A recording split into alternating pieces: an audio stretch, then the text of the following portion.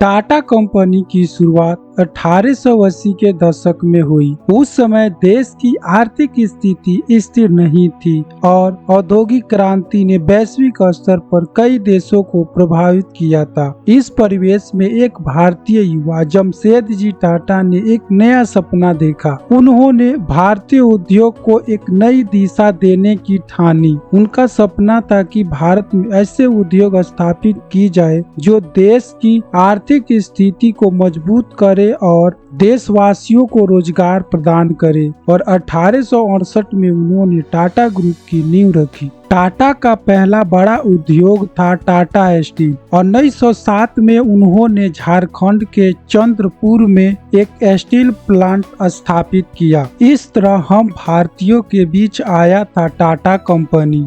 लेकिन कहते हैं न, अच्छे दौर के साथ साथ बुरे दौर भी आते हैं। ये बात है साल 1998 की, जब टाटा ने अपनी पहली पैसेंजर कार इंडिका बाजार में उतारी थी। ये रतन टाटा का ड्रीम प्रोजेक्ट था और इसके लिए उन्होंने जी तोड़ मेहनत भी की। लेकिन इस कार को बाजार से उतना अच्छा रिस्पांस नहीं मिला जितना उन्होंने सोचा था। इस वजह से टाटा मोटर्स घाटे में जाने लगी। तब उनके करीबी लोगों ने बोला, आपका बहुत नुकसान हो गया है। इस नुकसान की भरपाई के लिए अपना कंपनी किसी दूसरे कंपनी से बेच दे। न चाहते हुए भी रतन टाटा को इस फैसले को स्वीकार करना पड़ा। इसके बाद वे अपनी कंपनी बेचने के लिए अमेरिका की कंपनी फोर्ड के पास गए।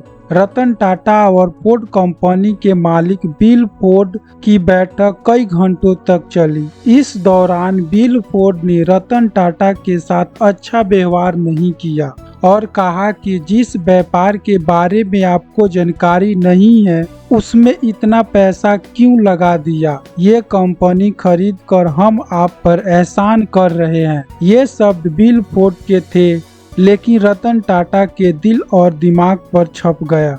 वे वहां से अपमान का घूंट पीकर इस डील को कैंसिल कर चले आए। बिल फोर्ड के अपमान से रातों की नींद उड़ पड़ी थी। इसके बाद रतन टाटा ने निश्चय कर लिया कि वे अब कंपनी को किसी को नहीं बेचेंगे और लग गए कंपनी को ऊंचाई पर पहुंचाने के काम में। इसके लिए उन्होंने रिसर्च टीम तैयार की और बाजार का मन टटोला। इसके बाद भारतीय बाजार के साथ साथ विदेश में भी टाटा इंडिका ने सफलता की नई ऊंचाई को छुआ। साल 2008 तक आते आते फोर्ड कंपनी दिवालिया होने के कगार पर पहुंच गई थी। मौके की नजाकत को समझते हुए रतन टाटा ने फोर्ड की लग्जरी कार लैंड रोवर और जगुआर बनाने वाली कंपनी JLR को खरीदने का प्रस्ताव रखा, जिसको फोर्ड ने स्वीकार भी कर लिया। जिस तरह से रतन टाटा ने अमेरिका गए थे, उसी तरह बिल फोर्ड ने भारत आए और बॉम्बे हाउस में मीटिंग फिक्स हुई।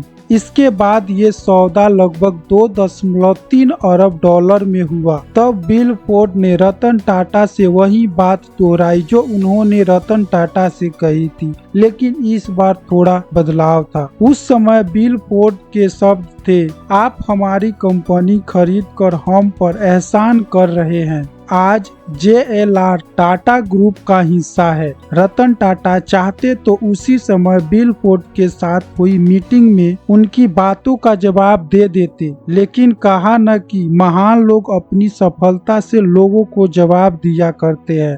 दोस्तों, वीडियो अच्छा लगे तो लाइक, शेयर और सब्सक्राइब करें। मिलते हैं अगली वीडियो में। धन्यवाद।